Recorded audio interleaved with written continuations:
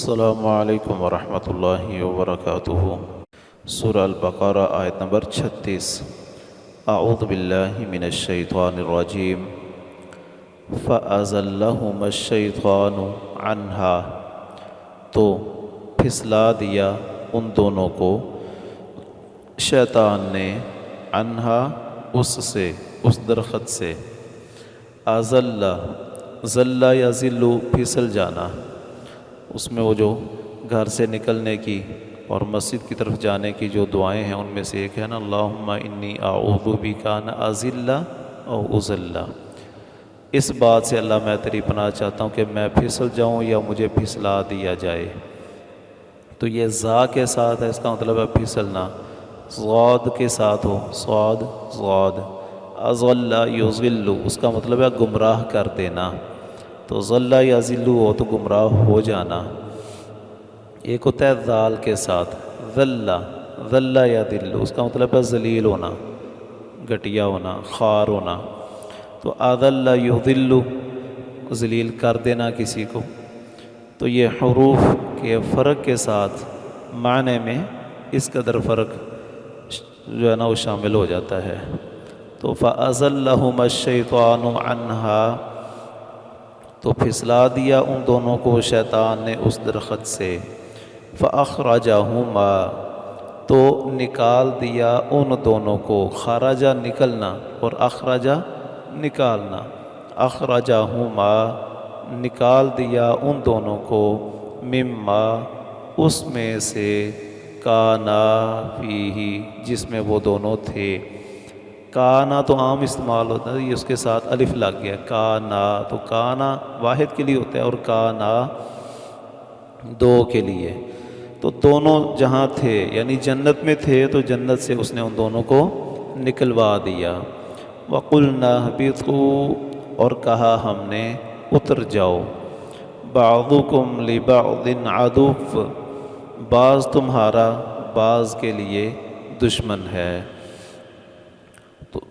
قُلْنَا اهْبِطُوا، اتر جاؤ، اس کا مطلب ہے جنت اوپر ہے، زمین نیچے ہے۔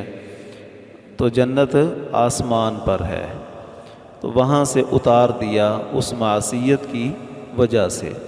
تو معصیت کے دو طرح کے اثرات مرتب ہوتے ہیں گناہ کے۔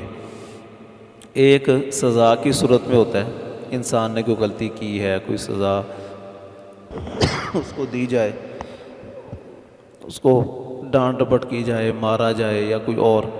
ایک ہوتا ہے اس گناہ کے طبعی اثرات، ان سے انسان نہیں بچ سکتا۔ وہ توبہ کر بھی لے تو وہ جو طبعی اثرات ہیں وہ تو ہونے ہی ہیں۔ تو ایک تو یہ تھا کہ انہوں نے درخت جس سے اللہ نے منع کیا تھا وہ کھا لیا۔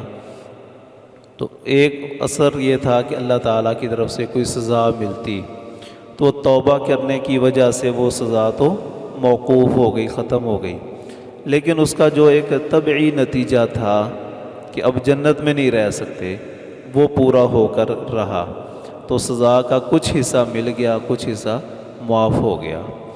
تو اللہ تعالیٰ کہتے ہیں ہم نے کہا اتر جاؤ یہاں سے، بعض تمہارا بعض کا دشمن ہے، یعنی ابلیس اولاد آدم کا، آدم اور اولاد آدم کا دشمن ہے۔ ایک تو یہ، اور یہ معنی بھی ہو سکتا ہے بعضکم لبعض عدو، کہ تمہارے انسانوں کا ہی آپس میں اختلاف ہے۔ جس طرح کہ فرشتوں نے کہا بھی تھا اتجعل فیہا من یفسد فیہا ویسفک الدماء، یہ تو وہاں خون بہائیں گے، لڑائی کریں گے، فساد مچائیں گے۔ تو انسانوں کی آپس میں بھی دشمنیاں ہیں، تو دونوں معنی درست ہیں۔ ابلیس کا آدم و اولاد آدم کا دشمن ہونا اور اولاد آدم کا آپس میں دشمنی کرنا، یہ بھی اس آیت میں شامل ہے۔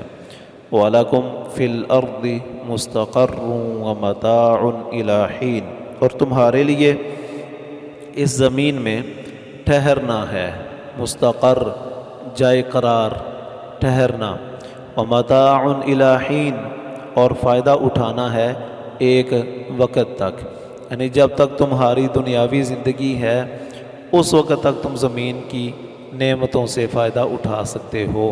ظاہر ہے زندگی تک کی نا، زندگی کے بعد تو زمین سے اس کی چیزوں سے فائدہ اٹھانا ممکن نہیں ہے۔ تو کہا زندگی تک تم یہاں رہو اور اس سے فائدہ اٹھاتے رہو۔ فَتَلَقَّى آدَمُ مِن رَبِّهِ كَلِمَاتٍ، اب ایک سزا تو پوری ہو گئی نا، کہ وہ طبعی جو اس کا نتیجہ تھا وہ تو ظاہر ہو گیا کہ آسمانوں میں موجود جنتوں سے نکل کے زمین کی طرف آ گئے، لیکن اگلا کہ کہیں اللہ تعالیٰ ناراض نہ ہو، اس کو بھی تو راضی کرنا ہے، تو سیکھ لیے آدم نے من ربی، اپنے رب سے، کلمات، چند کلمات، فتاب علیہ، تو اس نے یعنی اللہ تعالیٰ نے توبہ قبول کی، علیہ اس آدم کی۔ آدم علیہ السلام نے وہ کلمات اللہ تعالیٰ سے سیکھ لیے۔ یہ بھی اللہ تعالیٰ کا ہی احسان ہے نا کہ غلطی ہو گئی ہے تو اللہ نے پھر وہ کلمات بھی سکھا دیے جن کے ذریعے توبہ کی جا سکتی ہے، اور وہ قرآن مجید میں ہی ایک اور مقام پر بھی موجود ہیں، سورہ اعراف میں، قالا ربنا ظلمنا انفسنا وَإِن لَّمْ تَغْفِرْ لَنَا وَتَرْحَمْنَا لَنَكُونَنَّ مِنَ الْخَاسِرِينَ۔ تو وہ کلمات آدم علیہ السلام نے اللہ تعالیٰ سے معافی مانگنے کے لیے ادا کیے، تو اس کے نتیجے میں اللہ نے ان کی توبہ کو قبول بھی کر لیا۔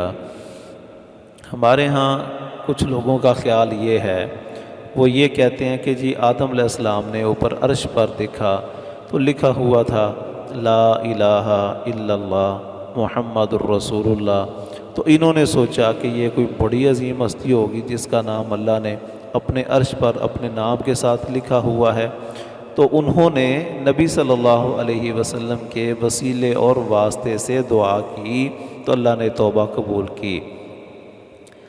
اس ساری جو روایت ہے اس کی سند میں ایک راوی ہے عبد الرحمن بن زید بن اسلم، عبد الرحمن بن زید بن اسلم۔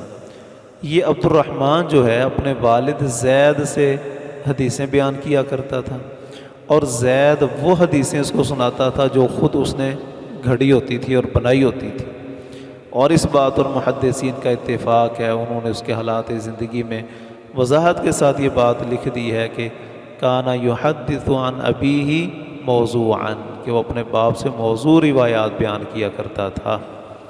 اب ایک طرف وہ روایت ہے جس کو ایک جھوٹے اور کذاب راوی نے بیان کیا ہے، اور ایک طرف قرآن مجید کا بیان ہے کہ انہوں نے ان کلمات کے ساتھ اللہ تعالیٰ سے دعا کی تھی۔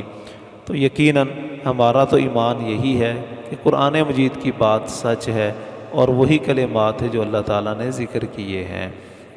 اگر اس کے باوجود کسی کو قرآن کی بات کے بجائے اس ایک جھوٹے اور کذاب راوی کی بات پر اطمینان اور تسلی ہوتی ہے تو پھر ہم اس کا کیا علاج کر سکتے ہیں؟